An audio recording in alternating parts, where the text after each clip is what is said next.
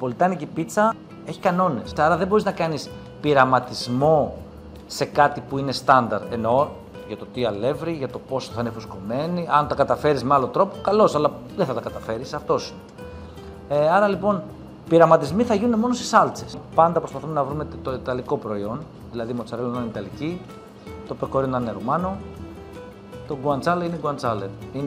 Ναι. Το αλεύρι είναι από την Ιταλία. Δεν το κάνω γιατί είναι ιταλικό. Αν έβρισκα αντίστοιχο αλεύρι ελληνικό θα το έπαιρνα. Το κάνω γιατί έχουν εξειδικευτεί σε αυτό το πράγμα.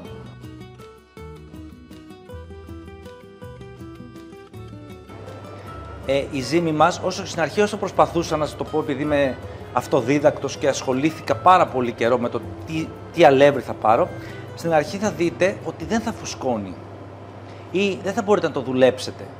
Την ελαστικότητα που κερδίζουμε για να κάνουμε μια ναπολιτάνικη πίτσα και το φούσκωμα γύρω-γύρω, βασικά προέρχονται από το αλεύρι.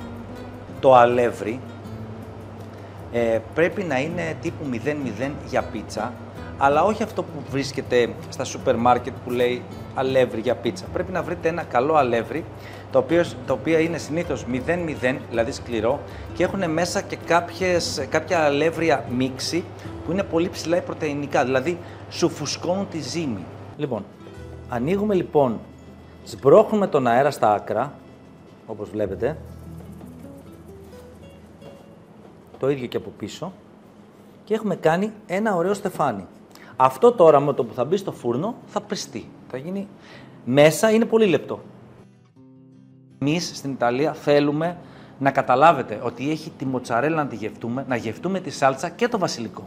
Αν σας βάλω πάρα πολλά τυριά, θα χάσουμε τη γεύση της ντομάτας ή του βασιλικού. Άρα λοιπόν πρέπει να είμαστε ισορροπημένοι. Το πολύ δεν σημαίνει και καλό. Είναι μπουχτιστικό, δεν χρειάζεται. Τώρα πάμε να το βάλουμε στο φούρνο. Ο φούρνος, για να πετύχουμε την ναπολιτάνικη ζύμη, πρέπει να σοκάρει τη ζύμη και να φουσκώσει. Άρα λοιπόν, πρέπει να είναι γύρω στους 450 με 500 βαθμούς. Είναι λίγο δύσκολο για οικιακή πίτσα, να φτιάξουμε στο δικό μας το φούρνο. Πρέπει να το αναπροθερμάνουμε όσο γίνεται καλύτερα. Σε εμάς ψήνεται 1 λεπτό. Παραπάνω δεν χρειάζεται. Κερδίζει κατευθείαν το φούσκωμα, είναι στους 500 βαθμούς και είναι μετά έτοιμη για να την σερβίρουμε.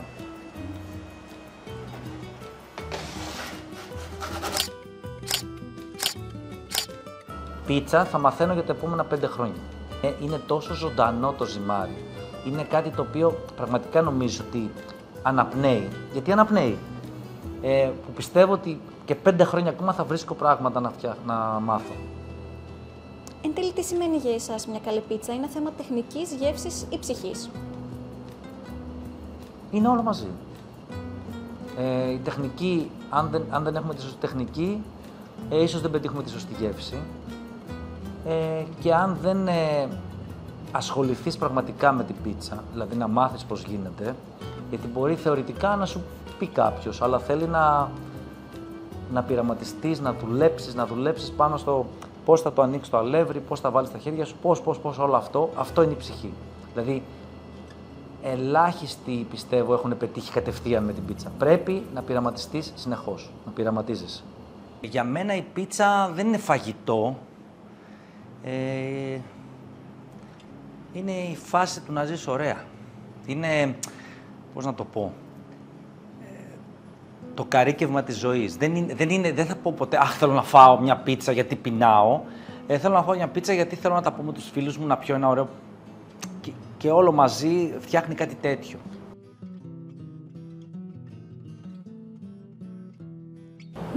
Επομένως, η γιαγιά ήταν εκείνο το πρόσωπο που σας καθόρισε στο να ασχοληθείτε μετέπειτα με την Ιταλική κουζίνα. Ναι, έβαλε τις βάσεις.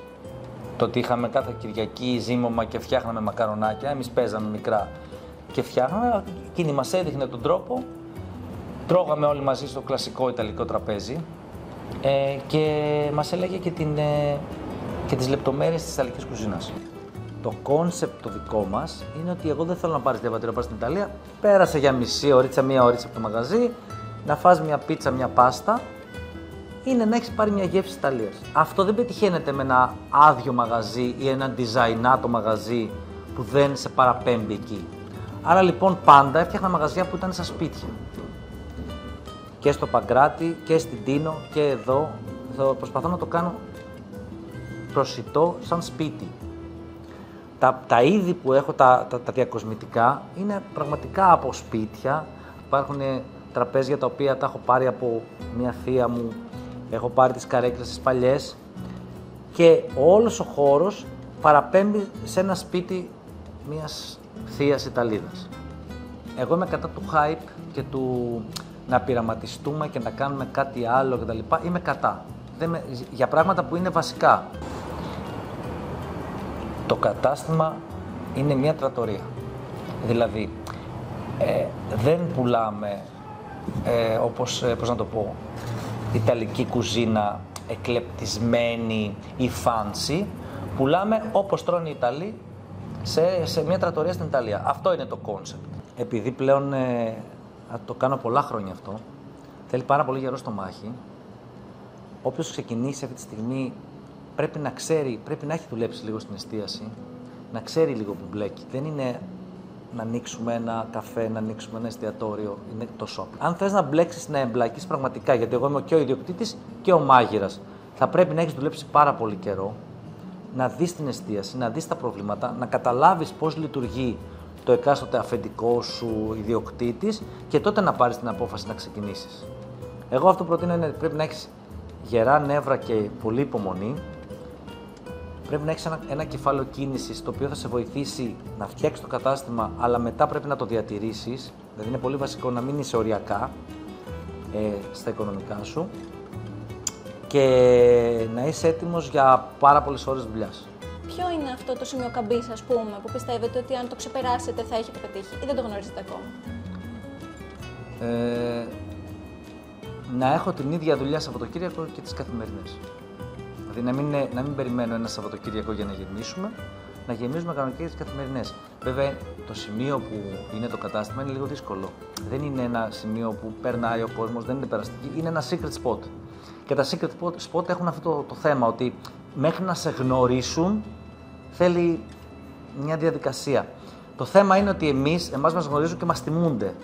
Δεν μας γνωρίζουν όπως και λένε «οκ, πήγα και εκεί τέλος». Έχουμε repeaters συνέχεια.